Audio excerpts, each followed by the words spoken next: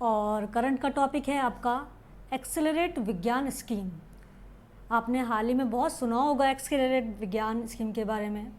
Accelerate विज्ञान scheme जो कि हमारे आपको दिखाई दे रहा है कि विज्ञान इसमें वर्ड आया है, तो कहीं ना कहीं ये साइंस के फील्ड से रिलेटेड है। और एक्सेलरेट इसका मतलब तीव्रता देना, इसका मतलब विज्ञान के क्षेत्र में कहीं तीव्रता देने के लिए ये योजना केंद्र सरकार द्वारा चलाई गई है। तो बात कर लेते हैं एक्सेलरेट विज्ञान स्कीम क्यों चलाई गई है। चलाए जाने के पीछे आपका सबसे बड़ा रीज़न है कि भारत जो है, अगर हम बात करें अंतर्राष्ट्रीय आंकड़ों की, तो ये जिम्बाब्वे और केन्या जो है आपका साउथ अफ्रीका साइड में हम देख लेते हैं, जिम्बाब्वे और केन्या आपका इक्वेटर के आसपास आपको दिखाई देगा। इन दो देशों से भी नीचे है रिसर्च के मामले में। तो इसी चीज़ को ध्यान में रखते हुए भारत सरकार द्वारा ये विज्ञान के क्षेत्र में ज़्यादा से ज़्यादा शोध को बढ़ावा या रिसर्च को बढ़ावा देने के लिए, शोध में गुणवत्ता लाने के लिए, इवन अपने यूथ्स को, अपने युवाओं को विज्ञान के क्षेत्र में करियर बनाने के लिए इस योजना को इनिशिएट किया गया है या लॉन्च किया गया है। तो अगर बात करें तो ये योजना जो है, ये योजना शुरू की गई है the science and engineering research board द्वारा। किसके द्वारा? The science and engineering research board, जिसको सर्ब भी बोला जाता है। सर्ब ये एक सांविधिक निकाय है, इसका मतलब स्टैच्यूटरी बॉडी है ये। अब इसके बारे में बात कर लेंगे। स्टैच्यूटरी बॉडी है department of science and technology के अंडर। तो इसने ही ये एवीएस लॉन्च की है, एक्सेलरेट विज्ञान स्कीम।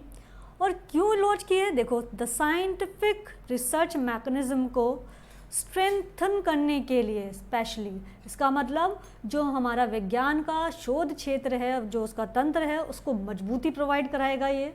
साथ ही साथ रिसर्च के क्षेत्र में तेज़ी लाने के लिए।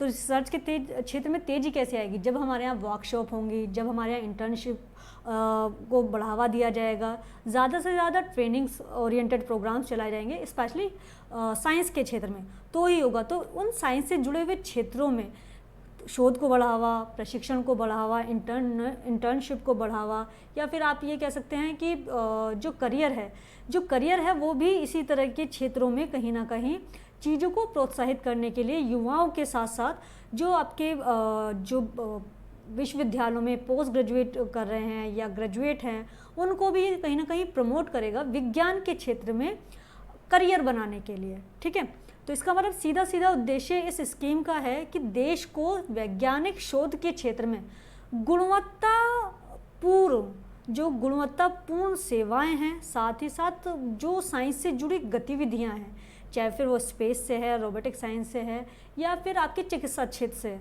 इन सभी क्षेत्रों में गुणवत्ता को ज़्यादा से ज़्यादा प्रोत्साहित किया जा सके। तो सिंपल सी बात है, ये याद रखिएगा, जो एक्सीलरेट विज्ञान स्कीम है, इसका मेन उद्देश्य यही है कि साइंस के क्षेत्र में रिसर्च को बढ़ावा देना है, जिससे कि जो हमारे यहाँ युवा हैं वो रिसर्च के क्षेत्र में अपना करियर भी बनाए, और साथ ही साथ जो देश की इकोनॉमी है उससे नॉलेज बेस्ड इकोनॉमी के तौर पर डेवलप कर सकें। ओके, तो इतना आई होप क्लियर हुआ होगा कि इसको चलाने का या इसको लाने का उद्देश्य क्या है। और सबसे बड़ा जो हमारे पास रीज़न है वो ये है कि हम रिसर्च के मामले में केन्या और जिम्बाब्वे जैसे जो देश हैं उनसे बहुत पीछे हैं। ठीक है, फिर बात कर लेते हैं। ये देखो यहाँ पे दिया हुआ है, भारत रिसर्च में ज़ाम्बिया लिखा है, ये ज़ाम्बिया नहीं है, जिम्बाब्वे है। ठीक है, जिम्बाब्वे से भी पीछे है। तो इनको देख लीजिएगा, इनकी कैपिटल आप साथ साथ याद करना चाहे तो कर लीजिएगा, आपके लिए ही मतलब फिजिकल ज्योग्राफी से बहुत अच्छा क्वेश्चन बन जाते हैं। इनकी लोकेशंस देख लीजिएगा। ठीक है, तो भी बस याद रखिए कि इनसे पीछे आते हैं। और इसके अलावा अगर हम बात करें इसी प्रोग्राम के तहत, Central coordination of internship in these institutions will provide opportunity to another 1000 potential postgraduate student every year. इस प्रोग्राम के अंदर जो हमारे यूनिवर्सिटी में रिसर्च से रिलेटेड जो कार्यक्रम होंगे उसमें पर ईयर जो 1000 संभावी जो आपके पोस्ट ग्रेजुएट छात्र हैं उनको इस क्षेत्र में अवसर दिए जाएंगे इंटर्नशिप के लिए, जिससे कि वो शोध में अपना करियर डेवलप कर सकें।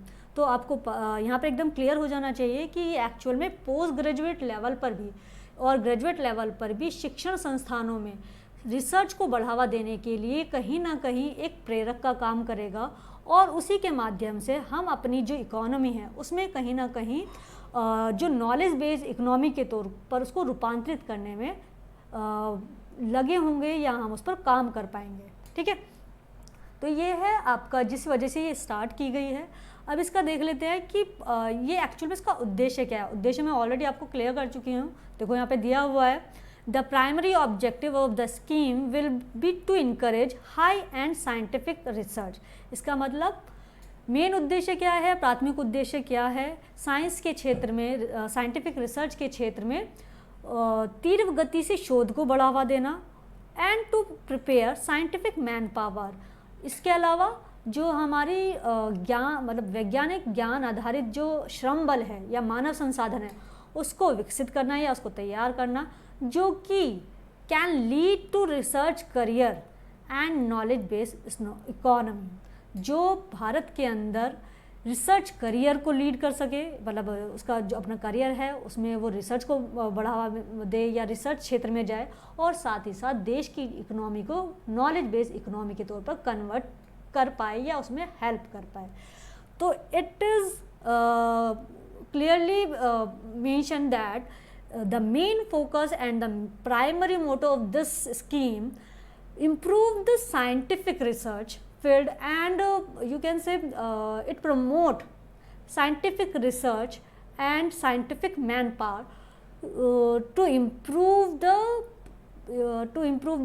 you can say knowledge based economy in India। Simple सी बात यही है कि देश के अंदर साइंटिफिक रिसर्च को बढ़ावा देना, साइंटिफिक मैन पावर को बढ़ावा देना, और जिससे कि भारत की जो इकोनॉमी है वो ज्ञान आधारित या विज्ञान आधारित बन सके, जिससे हम लोग अंतर्राष्ट्रीय मंचों पर या अंतर्राष्ट्रीय पटल पर अपना एक मुकाम हासिल कर पाएँ।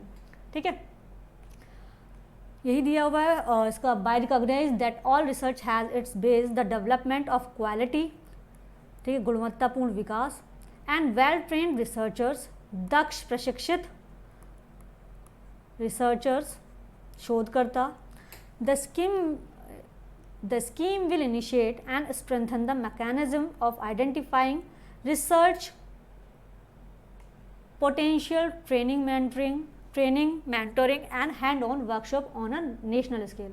सिंपल सी बात यही है, जो राष्ट्रीय स्तर पर वैज्ञानिक शोध को बढ़ावा दे सके, जिसमें कि इंटर्नशिप प्रोग्राम्स या आपके वर्कशॉप हैं, मेंटरिंग है, ये सारी चीज़ें इस विज्ञान एक्सक्लेरेट विज्ञान के अंदर शामिल की गई हैं, जिससे कि हम लोग ज़्यादा से ज़्यादा शोध को या साइंस के क्षेत्र में शोध को बढ़ावा दे सकें। ठीक है, फिर यह योजना मिशन मोड के तहत कार्यान्वित की जाएगी, मिशन मोड के तहत कार्यान्वित की जाएगी, और 2 माह में ये बताया गया है कि इसका ऐप भी आ जाएगा, जहाँ पर इसकी रजिस्ट्रेशन वगैरह हो पाएंगे। ठीक है, अब इसके बाद कर लेते हैं विज़न, या इसका वो तो हमारा प्राइमरी मोटो या उद्देश्य कह सकते हैं। इसके हैं कुछ दृष्टिकोण जिन पर ये काम करेगा। दृष्टिकोण क्या है? Consolidation and aggregation of all scientific programmes. इसका मतलब जितने भी साइंटिफिक प्रोग्राम्स हैं, वैज्ञानिक प्रोग्राम्स हैं, उनको एकीकृत करना, उनका समेकन करना, मतलब एक मंच पर लाकर उनको एकीकृत करना। फिर है initiating high end orientation workshop, जो आपकी मतलब शोध क्षेत्र में जो पहले हैं, जो वर्कशॉप हैं, उनको ज़्यादा से ज़्यादा बढ़ावा देना।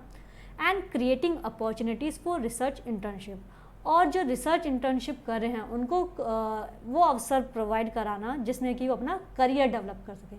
तो ये इसके विज़न हैं, इनको तीनों को याद रखिएगा। ये एग्ज़ाम के पॉइंट ऑफ व्यू से बहुत इंपॉर्टेंट है, पूछ लिया जाएगा कि एक्सक्लेरेट विज्ञान स्कीम के विज़न क्या हैं।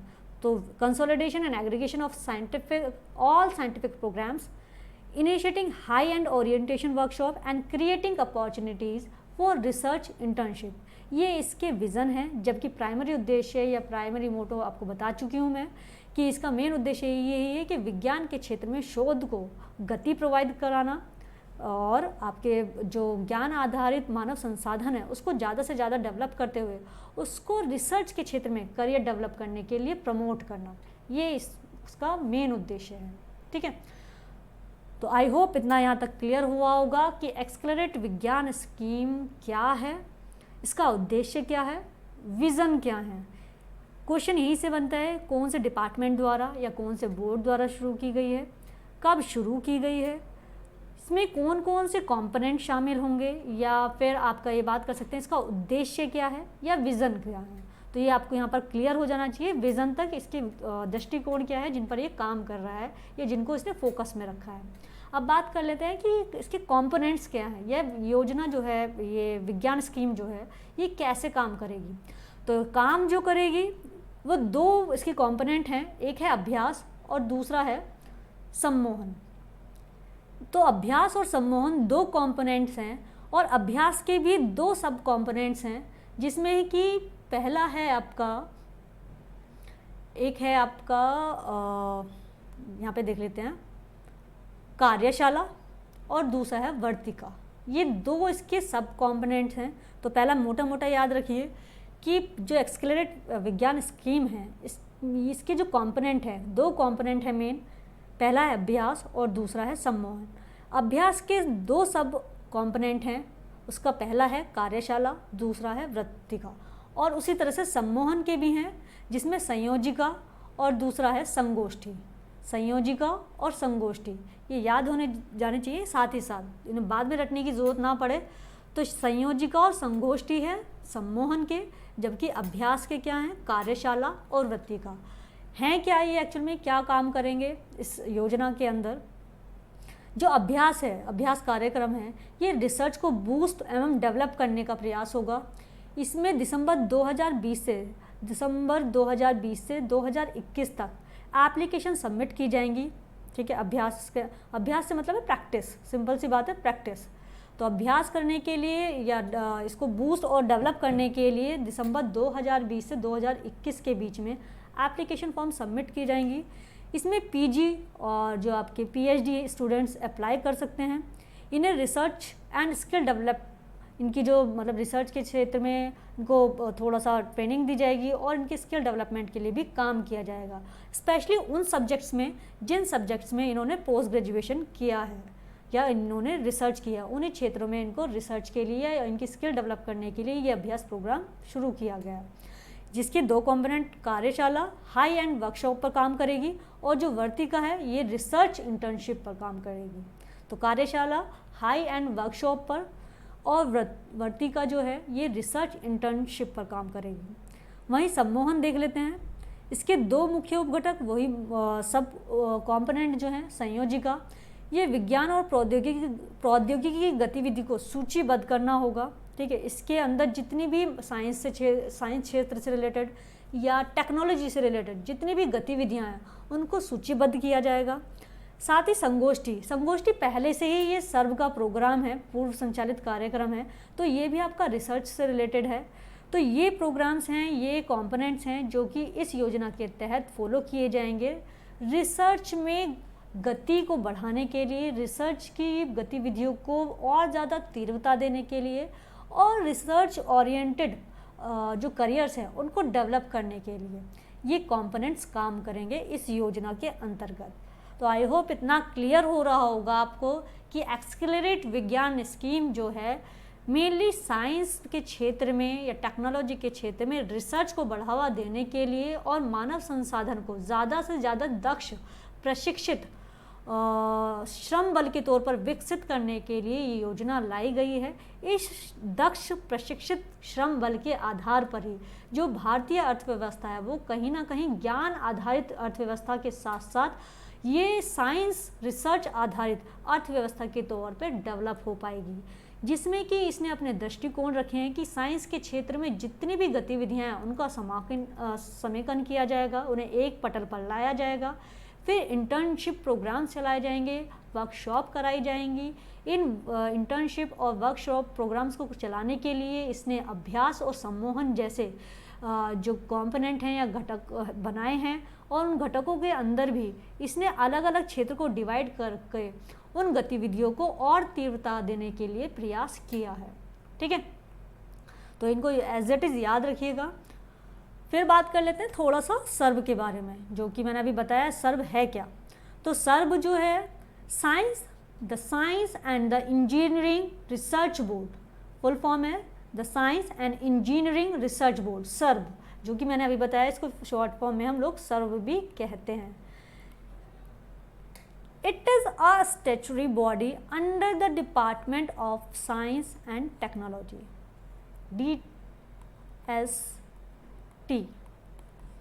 के अंडर ये एक स्टैट्यूटरी बॉडी है, सांविधिक निकाय है विज्ञान और तकनीकी विभाग के अंतर्गत, और ये इस्टेब्लिश हुआ था an act of the parliament of India in 2009, SERB act 2008।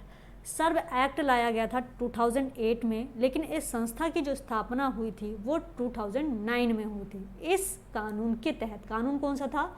Science engineering research board act 2008, जो कि पार्लियामेंट में पास हुआ था 2008 में, लेकिन इसके तहत सर्व की जो स्थापना हुई थी वो 2009 में हुई थी। और ये भारत सरकार के मंत्रालय या विभाग जो है साइंस एंड टेक्नोलॉजी डिपार्टमेंट, इसके अंतर्गत काम करता है। ठीक है, फिर बात कर लेते हैं इसमें इसके सदस्य कौन होता है। तो इसका it is chaired by the secretary to the government of India in the department of science and technology and has other senior government officials. तो इसमें एक सेक्रेटरी होता है जो इसको मतलब इसकी अध्यक्षता करता है। इसके अलावा इसमें साइंस और जो टेक्नोलॉजी के क्षेत्र से बहुत सारे ऐसे सदस्य भी शामिल होते हैं, जिसमें बहुत सारे जो वरिष्ठ सरकारी अधिकारी हैं या एमिनेंट साइंटिस्ट हैं, बहुत प्रतिष्ठित साइंटिस्ट हैं, उनमें से इसमें सदस्य लाए जाते हैं। वो इसके सदस्य के तौर पर बनाए जाते हैं, जिससे कि रिसर्च को ज़्यादा से ज़्यादा और गुणवत्तापूर्ण बनाया जा सके। वो अब इसका वही उद्देश्य कि बनाया क्यों गया था सर्व को। तो it was set up for the promoting basic research in science and engineering and to provide financial assistance to scientist. Main उद्देश्य जिसको ध्यान में रखकर ये बनाया गया था वो यही था कि साइंस और इंजीनियरिंग के क्षेत्र में रिसर्च को बढ़ावा दिया जाए, मूलभूत रिसर्च को बढ़ावा दिया जाए और फाइनेंशियल असिस्टेंस दी जाए साइंटिस्ट को, जो आपके वैज्ञानिक हैं उनको वित्तीय सहायता प्रोवाइड कराई जाए। जितनी भी अकादमिक इंस्टीट्यूशंस हैं जिनके अंदर शिक्षाएं दी जाती हैं, जो साइंस पर लेकर काम कर रही हैं, या जो भी विभाग हैं या जो भी शोध संस्थाएं हैं या लैब्स हैं, उनको ज़्यादा से ज़्यादा जो कि साइंस के क्षेत्र से या रिसर्च के क्षेत्र से जुड़ी हुई हैं या उस क्षेत्र में काम करती हैं, उनको सभी को कुछ ना कुछ फाइनेंशियली एड भी प्रोवाइड की जाए या असिस्टेंस भी दिया जाए और ज़्यादा से ज़्यादा प्रमोट भी किया जाए। फिर बात कर लेते हैं इसका हेडक्वार्टर। तो हेडक्वार्टर है इसका न्यू दिल्ली, इसको अच्छे से याद रखिएगा, न्यू दिल्ली में। और वर्तमान में जो इसके सेक्रेटरी हैं वो प्रोफेसर संदीप वर्मा हैं, तो अच्छे से याद रख लीजिएगा, संदीप वर्मा है। जो इसका चेयरमैन होता है वो एक सेक्रेटरी होता है। तो वर्तमान में जो सेक्रेटरी हैं वो इसके प्रोफेसर संदीप वर्मा हैं, और ये मेनली काम करता है बेसिक साइंटिफिक रिसर्च को लेकर, और ये प्रोवाइड कराता है फाइनेंशियल असिस्टेंस। कौन? सर्व। तो सर्व के द्वारा ही एक्सेलरेट विज्ञान स्कीम को लॉन्च किया गया है। लॉन्च करने के पीछे रीज़न यही है कि भारत अभी रिसर्च के क्षेत्र में उतनी ऊंचाइयां नहीं छू पाया है जितना कि उसे छूना चाहिए, वो भी आज के टाइमिंग में, जबकि हम हर क्षेत्र में साइंस एंड टेक्नोलॉजी है उसका उभरता हुआ क्षेत्र देखते हैं, उसकी ज़रूरत महसूस करते हैं। आने वाले टाइमिंग में जितनी भी जो हमारा यूथ है वो कहीं ना कहीं इन चीज़ों से अछूता ना रहे, इन चीज़ों में पिछड़ा ना रहे, इसलिए हमने समय समय पर जो भारत सरकार है वो उस तरह की योजनाएं इंट्रोड्यूस करती है जिससे कि हर क्षेत्र में एक संतुलित विकास को ध्यान में रखते हुए चीज़ों को या योजनाओं को बढ़ावा दिया जा सके। और यही भारत सरकार का कर्तव्य भी है कि वो अपने देश में, अगर हम बात करें अपने संविधान की, तो संविधान में जो हमारे नीति निर्देशक तत्व हैं, ठीक है, या मूल कर्तव्य हैं, अगर बात कर लेते हैं हम मूल कर्तव्य, तो मूल कर्तव्य में हमारा एक उद्देश्य है कि हम वैज्ञानिक दृष्टिकोण को अपनाते हुए देश की प्रगति को उस ऊंचाइयों तक ले जाना हमारे ही मूल कर्तव्यों में शामिल है। स्पेशली मूल कर्तव्य की हम बात करते हैं तो वहाँ पर ये हमारा मूल कर्तव्य ही बताया गया है कि अगर हम अपने वैज्ञानिक ज्ञान के आधार पर वैज्ञानिक दृष्टिकोण को रखते हुए मानववादी सोच के साथ अगर देश की प्रगति को आगे ले जाते हैं तो ये हमारा अपने देश के प्रति एक समर्पण होता है या उसके प्रति हमारा एक कर्तव्य का निर्वाह किया जाता है। तो सिंपल सी बात यहाँ पर समझ में आ गई होगी। विज्ञान से जुड़ा हुआ मुद्दा है, इसलिए ये हमारे लिए इम्पॉर्टेंट भी है। रिसर्च के क्षेत्र पर इसने फोकस किया है। तो आई होप इतना आपको क्लियर होगा कि ये टॉपिक यहीं पर किसी भी तरह से पूछा जाता है या किसी भी तरह से क्वेश्चन बनते हैं तो आपको उसमें दिक्कत नहीं आएगी। ठीक है, तो अगर मैं यहाँ पर आपसे एक क्वेश्चन पूछना चाहूँ कि जो सर्ब है उसकी जो स्थापना हुई थी वो कौन से एक्ट के तहत हुई थी, तो आई होप आपके माइंड में तुरंत आ जाएगा कि जो एक्ट था सर्ब एक्ट 2008 था, उसके तहत इसकी स्थापना की गई थी और बनी ये 2009 में थी। ठीक है, और अगर बात की जाए एक्सक्लेरेट विज्ञान के कंपोनेंट्स की तो 2 कंपोनेंट्स हैं जिनके 4 सब कंपोनेंट्स हैं, 2 एक के हैं और 2 एक के हैं, जिसमें अभ्यास और सम्मोहन मेन हैं और अभ्यास के 2 हैं, कार्यशाला और वृत्तिका, जबकि आपके सम्मोहन के संगोष्ठी और संयोजिका। ठीक है, तो आई होप इतना ये आपको क्लियर हो गया होगा। अगर किसी तरह का डाउट है यहाँ पर तो एक बार नेट से, आप लोग बहुत नेट पर एक्टिव भी रहते हैं और रहना भी चाहिए, तो वहाँ से आप चीज़ों को एक बार मैच करना चाहें तो मैच कर लीजिए और इससे जुड़ी हुई कोई भी इन्फॉर्मेशन आपको मिलती है तो आप हैंड टू हैंड वहाँ पर उसको अपडेट कर लीजिएगा। ठीक है, और सेकेंडली अगर कोई फैक्ट ऐसा होता है कि गलत लग रहा है आपको या कुछ भी ऐसा लग रहा है तो फैक्ट्स की क्लास ये नहीं होती, तो अगर मैं आपको कोई फैक्ट बताती हूँ तो उसको एक बार रीचेक कर लिया कीजिएगा, क्योंकि कभी कभी होता है कि मैं आपको एक ओवरव्यू देने के लिए डायमेंशनली उसको कनेक्ट करने के लिए वो चीज़ वहाँ पर बता देती हूँ, तो लेकिन इसका मतलब ये नहीं है कि मुझे एग्जैक्ट मैंने उसको आपको एकदम वहीं पर लोकेट करके बताया। तो अगर आप इस पर अपडेशन अपनी बनाए रखते हैं तो बहुत अच्छी बात है, क्योंकि मेन मेरा फोकस है आपको करंट टॉपिक क्लियर करना कि वर्तमान में वो चर्चा में क्यों रहा और उससे जुड़ी जानकारी। ठीक है, तो चलिए आज का टॉपिक यहीं समाप्त करते हैं। ये था आपका आज का टॉपिक। धन्यवाद।